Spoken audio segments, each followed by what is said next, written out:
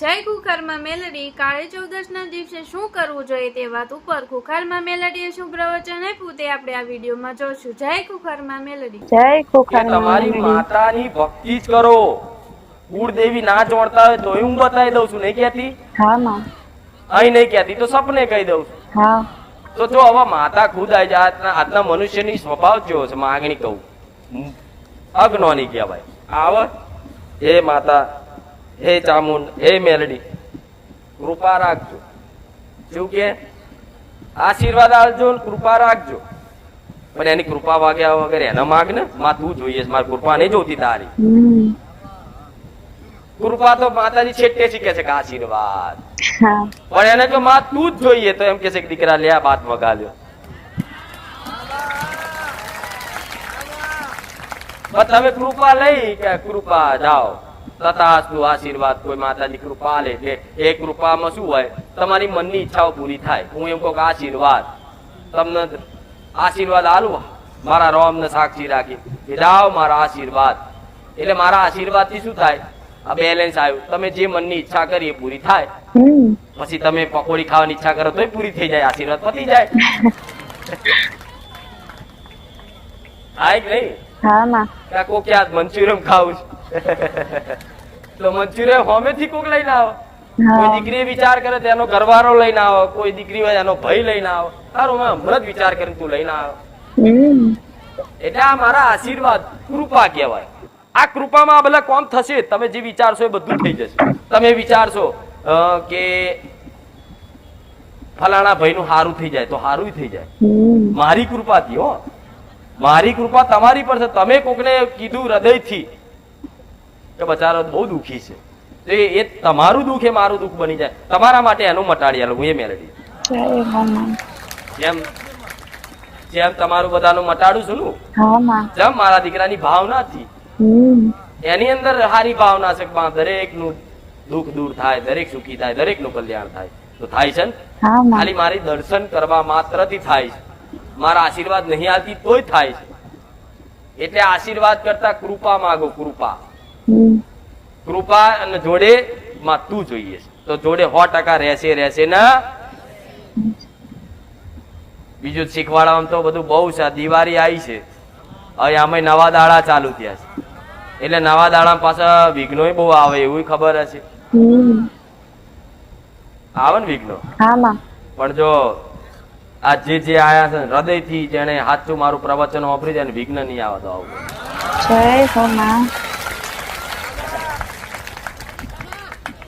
ગમે તે રૂપમાં ગમે તે જગ્યાએ આવી જઈશ, મહેમાન ગતિ કરવા આવીશ, ગમે તે રૂપે.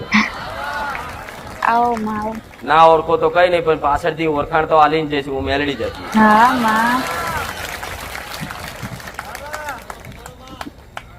નોરતા પછી 21 દિવસે દિવાળી આવે, એટલે હારા દાડા જ કહેવાય, નવા દાડા. એટલે દિવાળી પેલા પાછી દિવાળી રવિવાર જ આવે. એની આગલા દાડે આવશે કાળી ચૌદશ. હવે કઈક નો પ્રશ્ન કે માં કાળી ચૌદશે શું કરવાનું, ફરી એકવાર પ્રવચનમાં કહેજો. તો અમે કાળી ચૌદશ જે થતા વ્યવહાર હશે, જે હકના વ્યવહાર હશે એને હક આલીશું, વ્યવહાર વાળી હશે એને વ્યવહાર આલીશ. તો હું માતા એવું કઉ છું, કાળી ચૌદશ એટલે જેમ માતાઓના દાડા છે ને 9 દાડા, એવી રીતે કાળી ચૌદશ એટલે ભૂતોના દાડા. ભૂત પ્રેત આત્મા માતા આવે, મસાણી મેલડી મહારાજી રામ.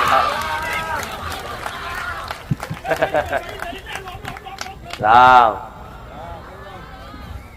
જો એ દિવસ એમનો છે છુટ્ટી. જેમ પૂર્વજોનો છે ને દાડો હરાદો જ્યાં બોલ હરાદ, એમાં ભગવાને છુટ્ટી આલી પૂર્વજો. જાઓ જો ફરવું, જો ખાવું હોય, જે ખાવું હોય ખાજો. તમને કોઈ ખવડાવે યાદ કરે તો કૃપા કરીને આવજો. એ રીતે પછી આ નોરતા માતાજીના, એમાં તમે માતાજી પ્રસન્ન કરી પોતાની ભક્તિ ભાવથી એના આશીર્વાદ મળ્યા. હવે આવ્યું કાળી ચૌદશ. તો કાળી ચૌદશ ના દિવસે જે શક્તિ હોય ને, આસુરી શક્તિ કહે, જે ભૂત પ્રેત આત્મા, આ બધી શક્તિ કાળી ચૌદશ ના દિવસે વધી જાય. સાચી વાત છે. નહીં કેતા ચોઘડિયા કાળ સૂપ ચોગડિયા આવે ને, એવા કાળ ચોગડિયું હોય ને, એમાં આ બધી ભૂત પ્રેત આત્માની શક્તિઓ હોય ને, એમાં ઓટોમેટિક એમની શક્તિ વધી જાય. જેમ એમનો સમય બન્યો કહેવાય.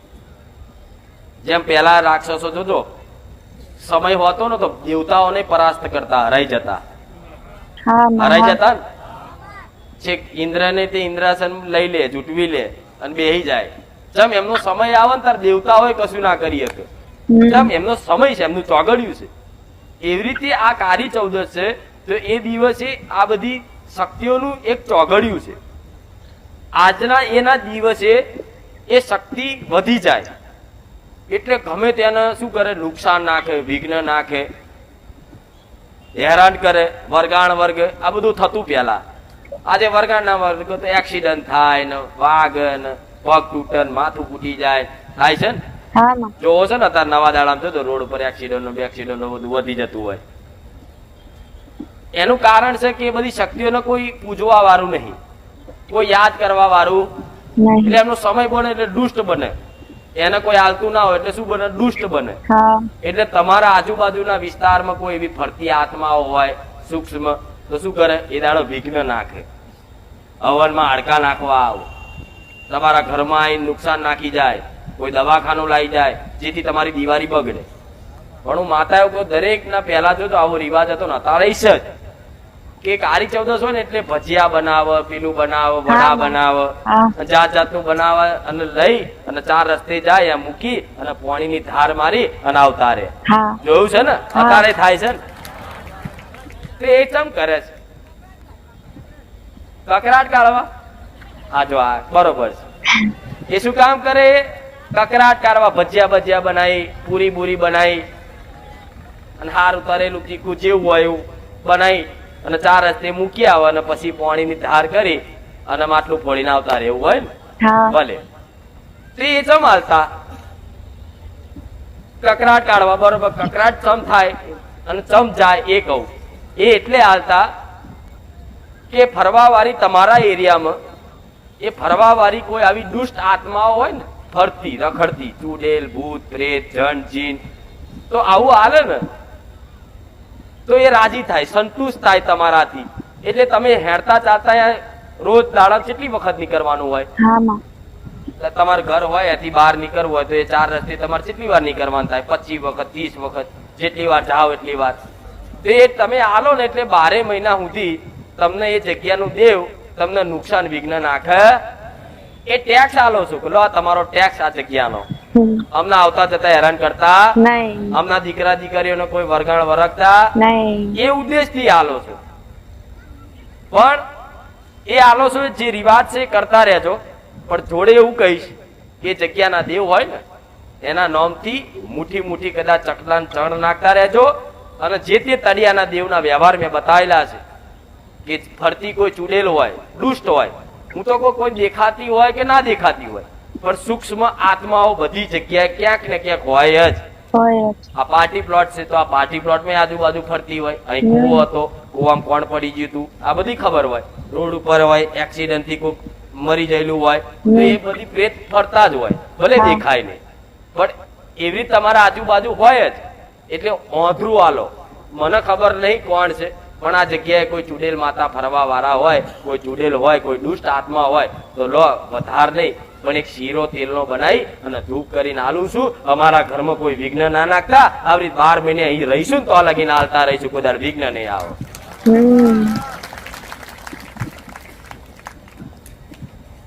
પછી આવો એને આપી દીધું, પાણીનો ગ્લાસ ધરાવ, એટલે એ તમારથી રાજી. એને શું જોઈએ, આટલું જ જોઈએ. જેને જેની ભૂખ હોય એને આપી દે એટલે વાત પૂરી થઈ જાય. પૈસા જોતા લે ભાઈ, પૈસા જતો રે. કોઈ માગવા આવ્યો છે કે ભાઈ ખાવું છે, ખવડાવી દો, જતો રે. પછી હક કરે તમારે ઘેર? ના ના, હું તો અહીંયા જ બેસી રહેવાનો હવે. એવી રીતે સૂક્ષ્મ આત્મા છે, દેવ છે. તેને એટલું ચપટી આલી અને કહો કે હવે 12 મહિને એક વાર આલીશ અને અવારનવાર કોઈ વાર તહેવાર, કોઈ લગ્ન પ્રસંગ આવશે તો યાદ આવશે તો હું ચપટી આટલું કરતા રહીશ. બસ ખાલી છે ને કૃપા ના કરો કઈ નહીં, પણ અમારા ઘરમાં કોઈ વિઘ્ન ના નાખતા, અમારા દીકરા દીકરીઓને મગજમાં ના વસતા, અમારા ઘરમાં કકરાટ કંકાસ ના કરાવતા, અમારા ઘરમાં લક્ષ્મી ટકી રહે. બસ અમારે બીજું કશું જ જોતું અને એની જોડે કોઈ માંગણી કરવાની જરૂર નહીં, મારું હારું કરજો. એ નડવા વાળી હારું ના કરે ચારે. સાચી વાત છે. કરે ના નો કરે. હારું ના કરે તો કઈ નહીં, આપણે કૃપાય નહીં લે. તું તારા અદબ વાળી ઉભી રહેજે કે રાતે ફરવા નીકળું તો જોઈ યાદ રાખજે ખાલી આ ઘેર મને આલેલું છે, આપણે બીજા ઘેર જવાનું. સાચી વાત. પછી કઈક દીકરીઓ ને કહેતી કે આ મારી ઝાંઝર ના બહુ અવાજ આવે, છમ છમ છમ કેટલાય હોંભર્યા કે મારી છાતી પર કોક બેહી જાય. એ આ બધી આ કર કોણ? ચુડેલ જગ્યાની એરિયા વાળી સૂક્ષ્મ આત્મા, દુષ્ટ આત્મા આવું કરે. ઝાંઝર ના અવાજ કરીને આવે, છાતી પર બેહી જાય, તમે બોલો ભૂવો પાડો સંભળાય નહીં. આવું થાય છે ને, ઘણા થયું છે. તમારા દીકરો દીકરી રાતે નોના હોય ને તો એકદમ એવા રોવો કે સોના જ ના રે. કદાચ એક સમય મારું નારિયેલ મોનો તોય ના રે, એટલા બધા રોતા હોય. એ રોવાનું કારણ આ બધું છે. આટલું હાલો તો તમારા ઘરમાં બીમારી, પૈસા ટકવાનું જે કે પૈસા નહીં ટકતા, એ તમારા ગુસ્સા કંટ્રોલમાં આવશે. પછી બીજું કાળી ચૌદસે કોણ હાલવાનું? ભૂમિકાની મેલડી, જે ફરવા વાળી હોય. કારા ધાબળામાં કઈક નહીં કહેતા માં કારી પરછાઈ કોઈ જોઈ અમે, કારા લુગડામાં કોક આવ્યું, રાતે માં કોઈએ પગ ખેંચીને પસાડ્યો, માં કોઈએ ખાટલો હલાયો, કોઈ એમાં ઠૂહો માર્યો. આવું થાય છે, ઘણા થયું છે. હું એવું કઉ છું, વેણી વેણી પોતાના અનુભવ કાઢવા છે તો 90% લોકોને આવા અનુભવ થયા છે ને. તમારા ઘરમાં તમારી માતાજીની દીવાબત્તી કરતા હોય તો અમુક વાર હરગાઈ દે, મઢ હરગી જાય, ચૂંદડી હરગી જાય. તારો દીવો તો અહીં કર્યો ને, આ ચમનું લાગ્યું? તો આ લગાડવા વાળી કોણ? મશાણી મેલડી. બોલે રામ રામ. તમારા ઘરમાં અચાનક કોઈ લગ્ન પ્રસંગ આવ્યો અને લગ્ન પ્રસંગના દાડે કદાચ કોઈ ચોરી થઈ, ઘરમાંથી પૈસા ચોરાઈ ગયા, કોનાના દાગીના જતા રહ્યા. આ લક્ષણ છે મશાણી મેલડીના ભૂમિકાની.